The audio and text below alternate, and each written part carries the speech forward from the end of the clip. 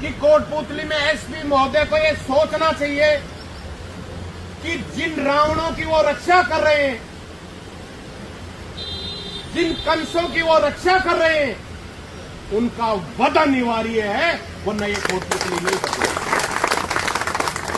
हुए क्या आपकी आंखों में आंसू नहीं आते कि हमारी बहन बेटियां रोड पर बैठी हुई है और उनको सुनने वाला कोई नहीं? क्या आज आपने अपनी संवेदनाएं सभी उन संवेदनाओं का वध कर दिया? नमस्कार, आप देख रहे हैं सच पत्रिका न्यूज और मैं हूं बालकृष्ण शुक्ला। आज के इस विशेष बुलेटिन में हम बात करेंगे कोटपुतली में नगर परिषद की लापरवाही के खिलाफ फूटे जन आक्रोश की। साथ ही जानेंगे क्यों कलेक्ट्रेट के बाहर 5 दिनों से महिलाएं कड़ाके की धूप में महापड़ाव पर बैठी हैं। और बुलेटिन के अंत में आपको दिखाएंगे बहरोड में नेशनल हाईवे पर हुए उस भीषण हादसे की तस्वीरें जिसने दिल्ली जयपुर रूट को 8 घंटे तक पूरी तरह थाम दिया। खबरों का यह सिलसिला बेहद गंभीर है, इसलिए इस वीडियो को अंत तक जरूर देखें। सबसे पहले बात कोटपुतली शहर की, जहां नगर परिषद की घोर लापरवाही और प्रशासनिक अनदेखी के खिलाफ सोमवार को जनता के सब्र का बांध टूट गया। शहर के खुर्दी, सैमाला और शिवग्राम वाली क्षेत्र के सैकड़ों ग्रामीणों का जीना पिछले 3 सालों से पूरी तरह नारकीय बना हुआ है।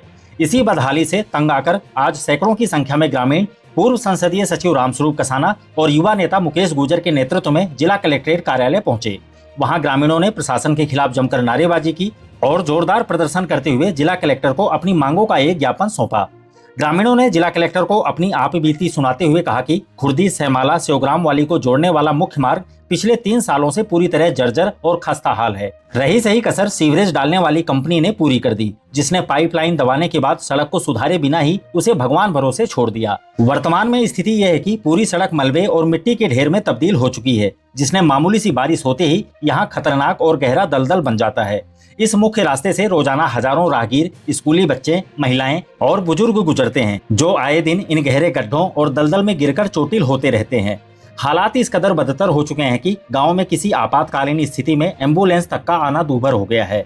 ग्रामीणों का आरोप है कि इस संबंध में पहले भी कई बार स्थानीय प्रशासन और जनप्रतिनिधियों को गुहार लगाई गई, लेकिन आज दिन तक कोई सुनवाई नहीं हुई। इस दौरान पूर्व संसदीय सचिव रामस्वरूप कसाना ने प्रशासनिक अधिकारियों को सख्त लहजे में चेताया कि यदि जल्द ही सड़क का निर्माण कार्य शुरू नहीं हुआ और सीवरेज की अव्यवस्था को दुरुस्त नहीं किया गया तो ग्रामीण प्रशासन के खिलाफ एक बड़ा और उग्र आंदोलन करने के लिए मजबूर होंगे। इस प्रदर्शन में जगदीश पंच, इंद्राज कसाना, किशन कसाना, नेमी रैया, धर्मपाल कसाना, प्रदीप कसाना, पप्पू राम, देशराज, हीरालाल, दारा सिंह अवाना और लालचंद कसाना समेत बड़ी संख्या में ग्रामीण मौजूद रहे। अब बात करते हैं कलेक्ट्रेट पर जारी एक और बड़े आंदोलन की। अल्ट्राटेक सीमेंट प्लांट के खिलाफ एनजीटी के आदेशों की पालना सुनिश्चित कराने की मांग को लेकर जोधपुरा संघर्ष समिति का जिला कलेक्टर कार्यालय के बाहर चल रहा महापड़ाव 5वें दिन भी जारी रहा। आपको बता दें कि जोधपुरा संघर्ष समिति का धरना पिछले 1299 दिनों से लगातार चल रहा है, लेकिन प्रशासन के कानों पर जूं तक नहीं रेंग रही है। संघर्ष समिति का कहना है कि एनजीटी ने अल्ट्राटेक सीमेंट प्लांट के संबंध में अपने आदेशों की पालना सुनिश्चित करने के लिए जिला कलेक्टर को 3 माह का समय दिया था, लेकिन करीब 8 माह बीत जाने के बाद भी उन आदेशों का कोई प्रभावी अनुपालन नहीं हुआ है। इसी प्रशासनिक ढिलाई के विरोध में ग्रामीण बीते 25 जून से कलेक्ट्रेट के बाहर महापड़ाव पर बैठे हैं।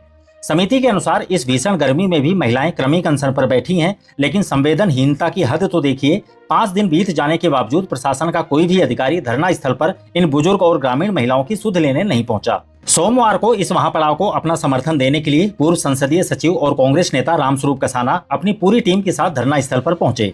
उन्होंने कहा कि जब ग्रामीण महिलाएं दिन रात सड़क पर बैठी हैं और उनके लिए चिकित्सा तथा शौचालय जैसी मूलभूत सुविधाओं की भी व्यवस्था नहीं की जा रही है, तो यह स्थानीय प्रशासन की गंभीर संवेदनहीनता को दर्शाता है। उन्होंने आंदोलन की जायज मांगों का पुरजोर समर्थन किया। संघर्ष समिति के सदस्य राधेश्याम शुक्लावास ने बताया कि इससे पहले डॉक्टर अंबेडकर विचार मंच और मेघवाल संघर्ष समिति भी लिखित रूप से आंदोलन को समर्थन दे चुके हैं।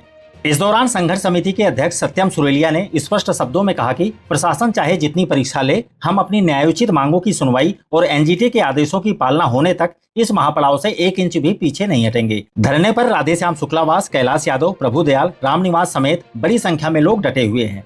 अब आपको सुनाते हैं कि धरना स्थल पर रामस्वरूप कसाना ने क्या कुछ कहा। मैं कहना चाहता हूँ इस प्रशासन को कि जब आदेश करवा के लाए तो 15 मिनट के बाद में सभी लीजों को बंद कर दिया,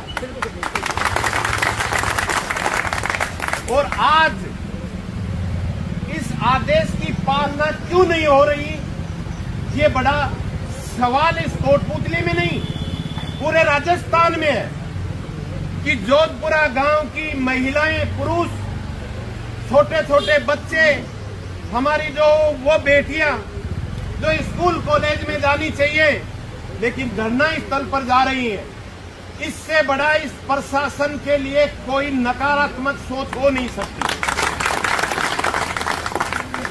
और मैं तो आज दुखी मन से एक बात और कहना चाहता हूं कि कोटपुतली में एसपी महोदय को यह सोचना चाहिए कि जिन रावणों की वो रक्षा कर रहे हैं, जिन कंसों की वो रक्षा कर रहे हैं, उनका वध अनिवार्य है, वरना ये कोटपुतली नहीं बचेगी। मैं तो कहना चाहता हूं एसपी महोदय कि कब तक आप अपने इन नौजवानों को जो राज्य की सेवा करने के लिए पुलिस प्रशासन में भर्ती हुए, इन्होंने शपथ ली कि हम शपथ लेते हैं कि राज्य में जहां भी अत्याचार होगा गरीब किसान मजदूर पर, तो हम पुलिस की वर्दी पहनकर उनको न्याय दिलाने के लिए जाएंगे, उनकी रक्षा करेंगे। मैं पूछना चाहता हूं, जो भाई आज वर्दी पहनकर खड़े हुए, क्या आपकी आंखों में आंसू नहीं आते कि हमारी बहन बेटियां रोड पर बैठी हुई हैं और उनको सुनने वाला कोई नहीं? क्या आज आपने अपनी संवेदनाएं सभी उन संवेदनाओं का वध कर दिया? क्या आप सरकार की नौकरी बजाने के चक्कर में आपने इन जो हमारी यहाँ बहनें इस गर्मी की इस धूप के अंदर बैठी हुई है, उनके क्या आपकी ये बहन बेटियां नहीं है? हमको सोचने और समझने की आवश्यकता है। और मैं तो एक बात और कहना चाहता हूँ, राधे श्याम जी, मैं जैसा भी हूँ, अभी कई बातें होती रहेंगी, करते भी रहेंगे, क्योंकि हम परिवार के सदस्य हैं। कभी माँ बेटे को डांट लगाती है तो बेटा उसको सुनता है, कभी पिता बेटे को डांट लगाता है। आपकी समस्याएं भी सुनेंगे, आपकी डांट भी सुनेंगे, लेकिन एक बात कहता हूँ, या तो एक दो दिन में प्रशासन आपसे बात कर ले, नहीं करनी प्रशासन से बात, चलो और बिरला फैक्ट्री में जाकर आक्रमण कर दो, तब देखते हैं क्या स्थिति है। कब तक मांगते रहोगे? ये देने वाले नहीं है, क्योंकि ये लोग गांधी की तरह इस संविधान को नहीं मानते, ये अहिंसा के मार्ग पर नहीं चलना चाहते। ये गांधी की फोटो हुए लगे हुए कुछ कागज के टुकड़ों को जेब में रखकर इस जनता के ऊपर अत्याचार करने का काम करते हैं। ऐसे बहरूपियों को बेनकाब करने की आवश्यकता है। हम सबको सोचने समझने की आवश्यकता है कि हम सब लोग, आज मैं तो उन युवाओं से भी कहना चाहता हूँ और जितने भी जो जनप्रतिनिधि है, जो नेता हैं, उनसे भी कहना चाहता हूँ, धिक्कार है कोटपुतली में उन नेताओं को, उन जनप्रतिनिधियों को, जब उनकी माँ बहन बेटियां रोड पर बैठी हुई हैं और हम लोग अगर एसी में सोते हैं रात को, तो इससे बड़ी विडम्बना इस कोटपुतली के लिए कोई हो नहीं सकती। हम सबको सोचने और समझने की आवश्यकता है। या तो कलेक्टर महोदय आपको बुलाकर बात कर ले, वरना राधे श्याम जी एक आवाज लगा देना, ये वादा करते कि पहले भी आपसे पहले लटकाने के लिए तैयार थे, आगे भी रहेंगे, पीठ नहीं दिखाएंगे। हमने जिन माओं का दूध किया है वो शेरनी के दरे धारने वाली हमारी मातृ शक्ति है, और जब भी आवश्यकता पड़ी इस राज्य को, तो उन्होंने अपने पुत्र तक का भी बलिदान कर दिया। ये जीवन बहुत छोटा है, लेकिन मैं तो आपको ये विश्वास दिलाना चाहता हूँ, मेरी माँ बहनों को और अपने बुजुर्गों को, अगर ये जीवन आपके काम आया तो मैं अपने आप में धन्य मानूंगा कि मैंने इसको फर्ज निभाने का काम किया।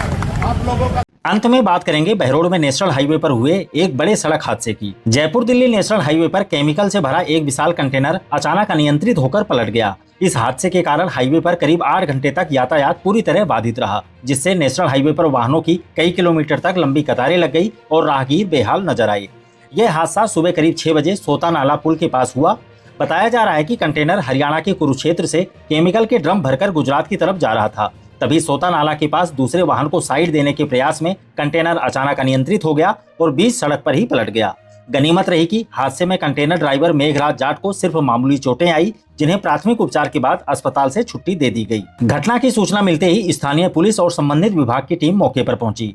चूंकि कंटेनर में भारी मात्रा में केमिकल के ड्रम लोड थे, इसलिए उसे क्रेन की मदद से सड़क से सुरक्षित हटाने में प्रशासन को काफी मशक्कत करनी पड़ी। हाईवे पर लगे भीषण जाम से बचने के लिए कई कार और छोटे वाहन चालकों ने मुख्य मार्ग छोड़कर आसपास के कच्चे रास्तों का सहारा लिया, लेकिन वहां की रेतीली जमीन होने के कारण कई गाड़ियां और कारें मिट्टी में बुरी तरह फंस गई। इस विकट स्थिति का फायदा उठाते हुए आसपास के कुछ स्थानीय ट्रैक्टर ड्राइवरों ने फंसी हुई गाड़ियों को निकालने के नाम पर वाहन चालकों से 500 से लेकर 700 रुपए तक की मोटी रकम अवैध रूप से वसूली। स्थानीय लोगों और वाहन चालकों ने मांग की है कि नेशनल हाईवे जैसी महत्वपूर्ण सड़क पर दुर्घटना के तुरंत बाद भारी वाहनों को शीघ्र हटाने के लिए प्रशासन के पास एक त्वरित और प्रभावी व्यवस्था हमेशा मौजूद होनी चाहिए। तो कोटपुतली बहरोड जिले की आज की इन बड़ी खबरों में बस इतना ही। प्रशासन की इन लापरवाहियों और हाईवे के इस हादसे पर आपकी क्या राय है, हमें कमेंट बॉक्स में जरूर बताएं। इस वीडियो को लाइक करें, शेयर करें और अपने क्षेत्र की हर छोटी बड़ी और सच्ची खबर को सबसे पहले देखने के लिए आपके अपने चैनल सच पत्रिका को सब्सक्राइब करना ना भूलें। दोबारा मिलते हैं इसी तरह की दूसरी ताजा खबरों के साथ। नमस्कार। न झुकेंगे न रुकेंगे, जहां सच छुपाया जाएगा वहीं से उठेगी ये आवाज। सच पत्रिका न्यूज, सबसे तेज, सच और सटीक खबरें।